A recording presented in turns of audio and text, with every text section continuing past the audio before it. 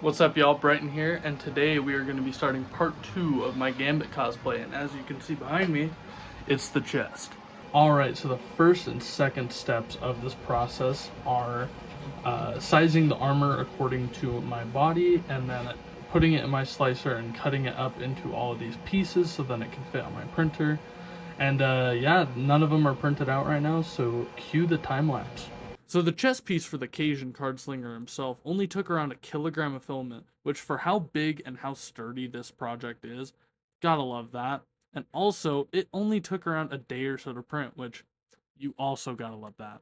Alright, and now after not that long on the printer, it is all printed and ready to assemble, and you guys know the rest. Let's just get into it. So I realized that not everyone might know the rest. So basically what I'm doing is I taped all the pieces of the chest plate together, and I'm taking my soldering iron and getting it really hot and running it across all of those seams to create a stronger bond. It's going to create some minor imperfections on the top surface, and we're going to get to that, and that's how it's looking. Hey, Pass Brighton. Looks great, dude. Anyways, now it's everyone's least favorite part, sanding. It's unfortunate, you gotta do it to make your stuff look better, but luckily I have a orbital sander that just works a dream with that 180 grit sandpaper, and it roughs up that surface enough for the paint. And the next part, wood filler for all of those seams to fill them all in and make it look even better on the outside.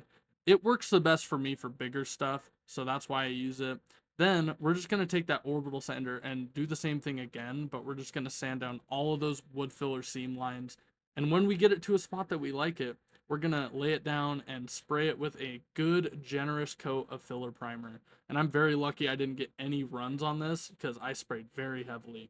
Then we're going to take it to the next level and spray it with the pink before we spray the silver for some reason because I blinked and I thought it'd be a good idea. It looks really good, but then I had to do a lot of masking work, and I kind of just set myself up for failure here. I could have just masked off the silver bits after I painted them silver, but here we are, yeah, masked off and ready to go, and spraying that silver on the top and bottom parts.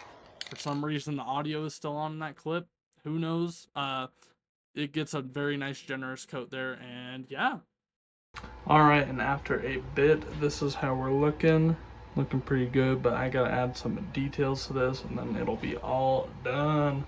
All done indeed. I took some black acrylic paint and colored in that X logo, and then I took some black acrylic wash and went over it, and then I also took some silver to add some additional battle damage, and hey, I think it turned out pretty good.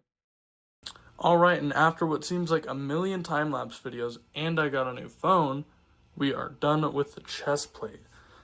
I added a lot of battle damage here to kind of make it look a little bit like how the staff is a little damaged. But yeah, guys, it's coming together for sure.